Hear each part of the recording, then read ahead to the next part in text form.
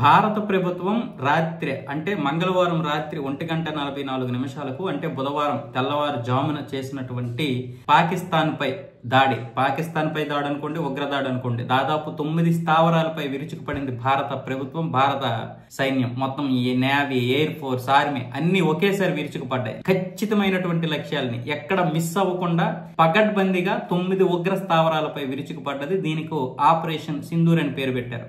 Operation Sindoor అని ఎందుకు పేరు పెట్టారు అంటే, ఆ రోజు ఏప్రిల్ 22వ తారీఖున బైసరన్ లోయలో సేద తీరుతున్నటువంటి అందరిని, పర్యాటకుల్ని కాల్చి చంపారు కదా. అందులో భార్య భర్తల్ని విడదీసి మరీ చంపారు. భర్తని పేరు అడిగి, మతం అడిగి మరీ చంపారు.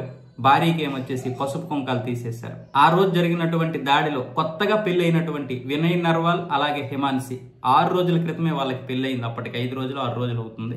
భర్తని కోల్పోయి ఆవిడ విలపించిన విధానం చూసి దేశం మొత్తం ఒక్కసారిగా కంటతడి పెట్టింది.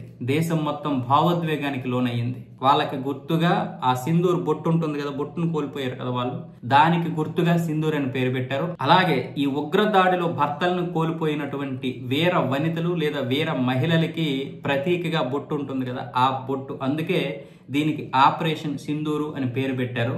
మొత్తానికైతే ఇప్పుడు ఒక్కసారిగా ప్రపంచం ఉలిక్కి పడింది. రాత్రి జరిగినటువంటి దాడికి ప్రపంచం ఉలిక్కి పడింది. ఇప్పటి వరకు అమెరికా ఏం చెప్పింది, మీకు అన్ని విధాలుగా మేము సపోర్ట్ చేస్తాం, అన్ని విధాలుగా మీకు మద్దతుగా ఉంటామని చెప్పింది కదా. ఈ దాడి జరిగిన తర్వాత ఇప్పుడు అమెరికా ఏమంటుందంటే, 2 శక్తివంతమైనటువంటి దేశాలు కొట్టుకుంటుంటే ప్రపంచానికి నష్టం, ఇలా కరెక్ట్ కాదు, మీరు ఆలోచించి చర్చలతో దీన్ని ముగించాలి కానీ ఇలా దాడులు చేయకూడదు అంటూ అమెరికా కూడా కొంచెం ఓవర్ యాక్షన్, అంటే మాట మార్చే ప్రయత్నం చేసింది. అంటే ఇంతవరకు దాడులు చేయదు భారత ప్రభుత్వం, భారతదేశం దాడులు చేయదు కాబట్టి మనం ఏదో ఒక మాట అనిస్తే సరిపోతుంది.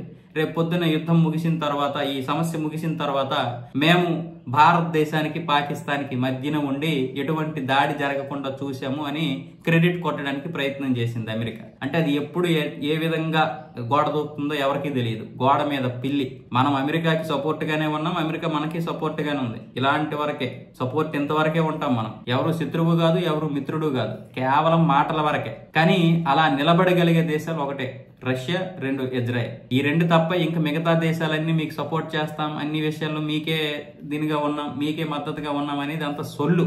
ఇప్పుడు 2 శక్తివంతమైన దేశాలంట, పాకిస్తాన్ కూడా శక్తివంతమైన దేశం అంట. అది రోడ్డు మీదకి వచ్చి 2 శక్తివంతమైన వ్యక్తులు కొట్టుకుంటే ఎలా ఉంటుందో అలా ఉంటుంది అంటుంది అమెరికా.